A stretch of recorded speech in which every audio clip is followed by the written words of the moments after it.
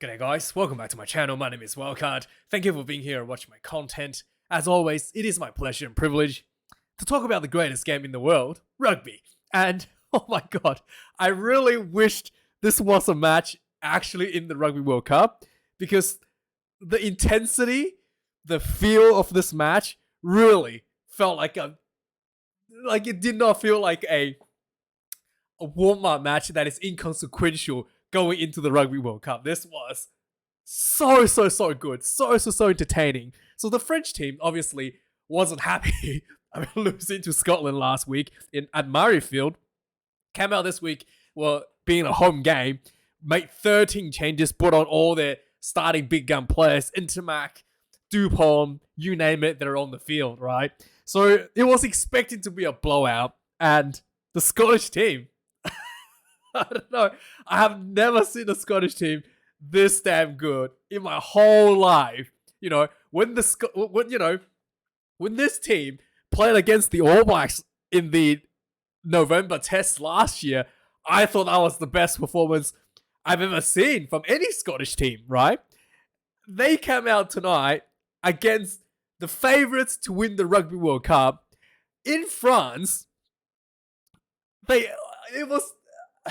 It was like they almost put on an upset. I genuinely have never seen so much tenacity out of a Scottish team ever before. This was quite spectacular, okay? Somehow, some way, they were so far behind, and it was looking like they were completely outclassed, and they just won't quit. And they just kept on hammering. Finn Russell, so good. He looked like he was just out of the game, right? He looked like he's just tired and disinterested. And then somehow he's able to find space left and right, and then putting Scotland from the depths of losing this game to a blowout to almost winning it. Oh man, this was just, I can't believe how good this match was actually.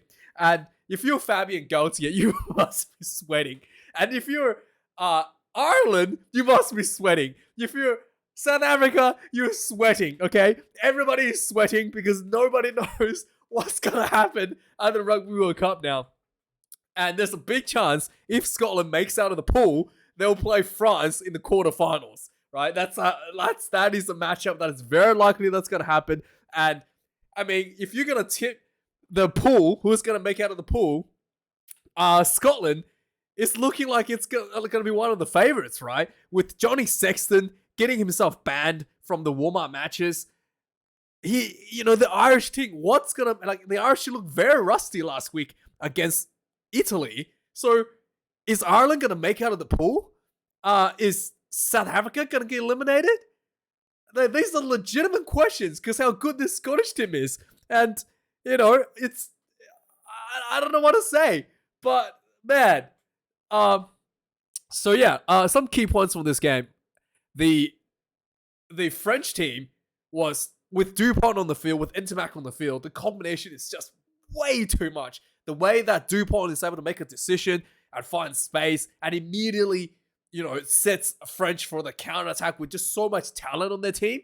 It's like, it was just looking like they're going to blow the Scottish team out of the park, right? Plus, the French set piece has been really, really good. The breakdown has been good. The discipline has been good. The Scottish team actually looked really good for the first, 10 minutes or so. They came out and they're like, we're not going to go down without a fight.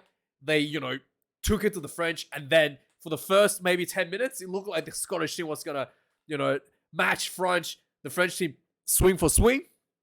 And then the French team just completely outclassed the Scottish team for like 30, 40 minutes. It was looking very dire. There was a yellow card given against Jamie Ritchie for repeated penalties. The French was just finding space left and right, running, scoring tries from just about anywhere on the field. And man, it was looking really, really dire. And then, I don't know what happened.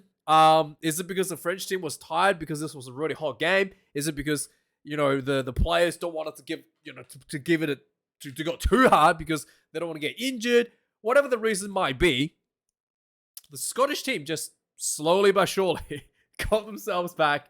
And I have never been so entertained watching Scotland play rugby in my whole life. I can't believe I'm enjoying Scottish rugby for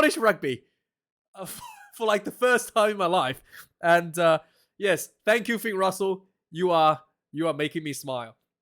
So let's have a look at some of the stats from the game, from this incredible game. Scotland actually scored more tries than the French, believe it or not. 4 tries to 3.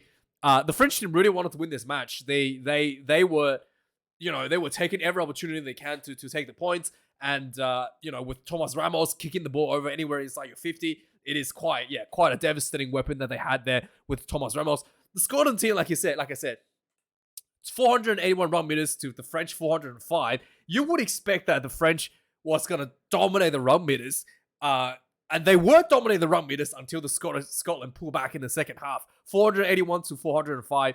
The number of defenders been quite even. Turnovers conceded. This is something that the French are going to probably sweat a little bit. There was probably a bit too much turnovers, especially in the second half. 15 turnovers conceded for the French. 12 for Scotland. Probably need to work that out as well.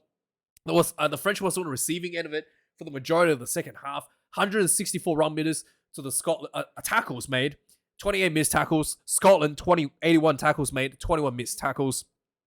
Kicks in play quite even. The kicking game was well managed by both teams.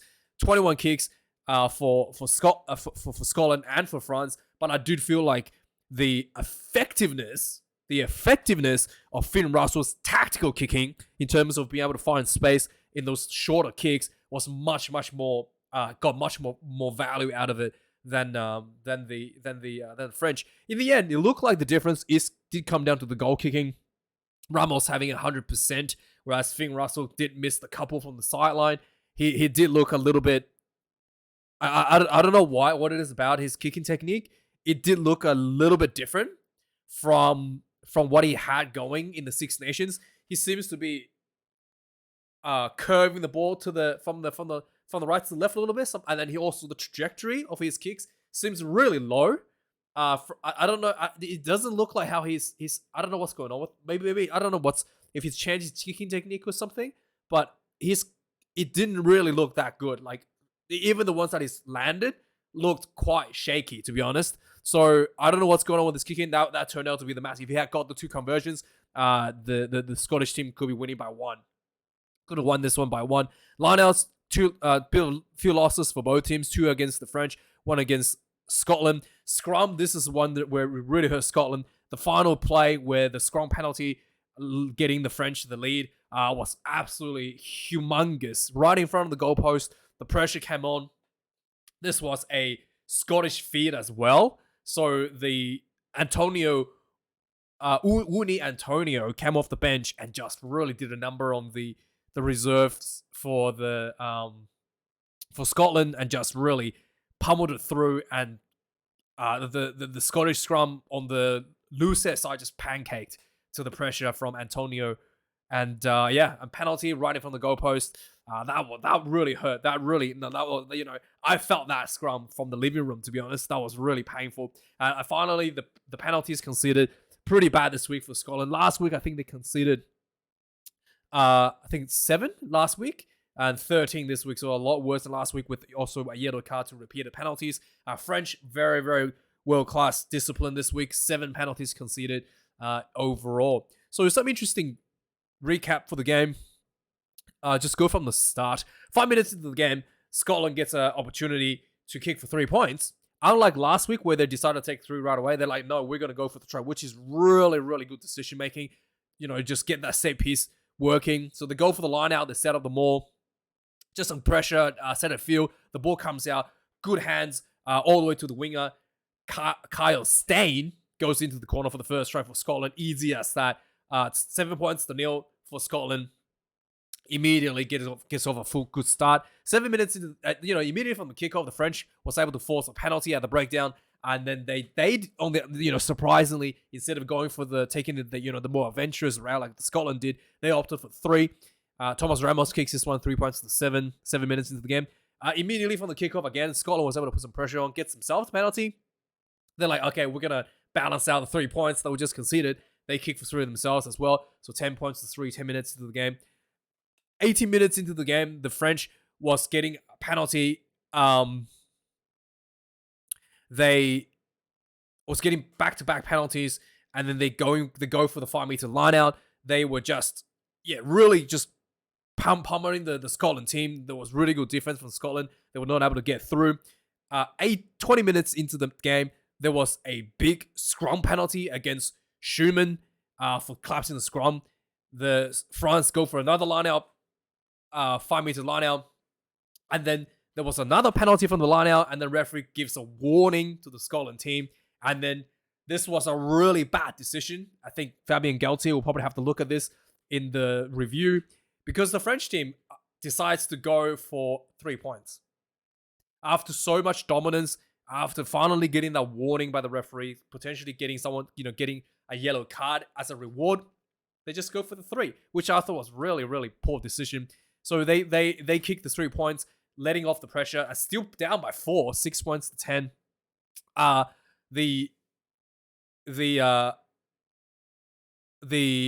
this one was so after this warning was given, the game played on a few minutes, and then there was another penalty given away by Jamie Ritchie, I think it was, gets sent off for a yellow card. There was, and then after this yellow card was given, there was another penalty was given out on the 30-minute mark. The referee gives another warning, and then instead of another yellow card, so the Scotland gets kind of off the hook a little bit, and it was just looking really bad. Like the amount of penalties that was given out in a row, the pressure that the French was putting on, you can just feel the try what's going to happen. Sure enough, 31 minutes into the game, the French had a scrum set inside the Scotland 22. Anton Dupont takes the ball out, runs into the open side. He draws like 3 players with a decoy runner next to him, just loops the ball behind to Rentamac. Rentamac around this nice angle, cuts open midfield, goes in for the try. And France gets ahead, 13 points to 10. Just before half time, the French were just putting on some really good defense. The Scotland attack was just not going forward at all. 41 minutes into the game, France had an opportunity to kick 3 points, but they decided to, end the first half with a try. They go for the line out. There was a poor throw, and Scotland was able to defuse it and get themselves off the hook just before half time. Second half starts, immediately from the kickoff, right? The momentum was still with the French. There was a mistake from Scotland. Damien Penold, right? So immediately the Scotland was giving a mistake. The French was able to get themselves inside the Scotland 22. There was some really good pressure in midfield, and then eventually the ball goes out. There was a little cut-out pass from Dupont. Again, Dupont just spots the space. Cut-out pass to who was it? Yeah, he takes on the line. Nice little cut-out pass to Penold, and Penold just did a little dummy step and straightened up his running line. Went straight through near the sideline. Suddenly the scoreboard ticks up to 20 points to 10, and it's looking pretty, and the game is starting to slowly but surely run away from Scotland. 43 minutes to get literally immediately from the kickoff. The Scottish team kicks the ball back into the French 22. Into the French half. There was a quick line out from Ramos straight to Dupont, and Dupont just kind of fakes to run the ball, throws the ball back to Ramos on the wing. Ramos runs down the sideline with a bit of a gap, inside ball to Charles Olivon, goes in for the just easy as that, ran 70 meters, scores another try immediately, 27 points to 10. And at this point, it's looking like the game is kind of over for Scotland. And then a few minutes later, Anton Dupont somehow breaks the ball from kicking it. It wasn't just the ball. It wasn't just the ball, slowly, it was a little bit flat. It literally popped and it was just flattened. I don't know how that, I've never seen that happen before. I want to see a replay, but they didn't show. But it was, it was just one of the most bizarre moments I've ever seen. Someone actually breaks the ball from kicking it. And then the Scotland team look even worse following this ball breaking incident.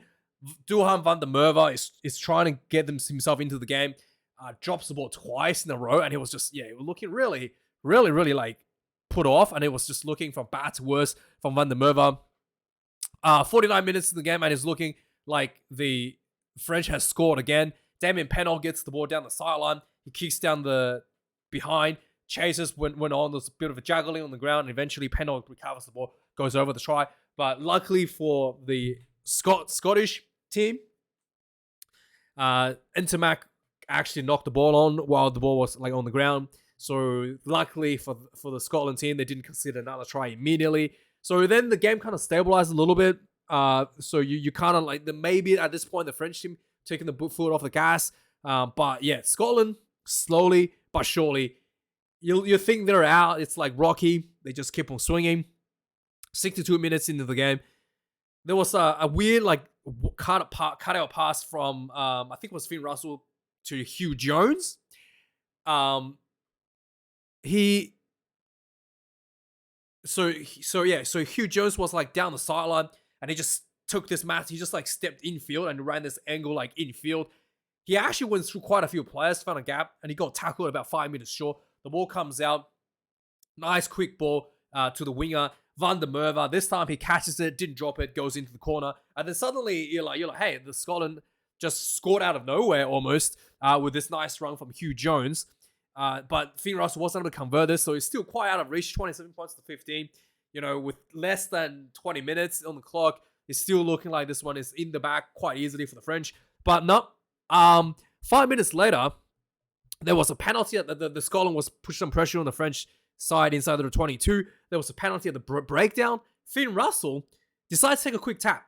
He takes a quick tap, and the referee is yelling, "Don't touch him, you're offside." So he takes a quick tap, runs off a bit, put a little offloads to one of his support runners who got tackled quite close to the try line, and then Rory Darge picks up the ball, picks up the ball and just basically picks up the ball, just immediately goes over for the try. It was so quick. The French team was still trying to get back to defend this, and then bang, bang. Suddenly Scotland is only 5 points behind following this conversion, 27 points to 22. With that two back-to-back tries, suddenly the Scotland is looking like they're in reach. There was the 70 minutes into the game, the French look like they're gonna score. Villiers gets the ball, and he must have broken like 6 tackles this run. Just steps left and right, palming off players. He got about 5 meters, not even 5 meters. He was about 1 meter short. He's literally in the process of going over the try line to score this try.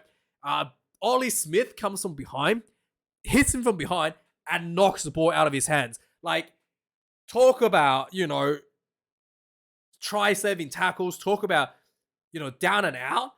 That was massive turnaround for the Scottish team.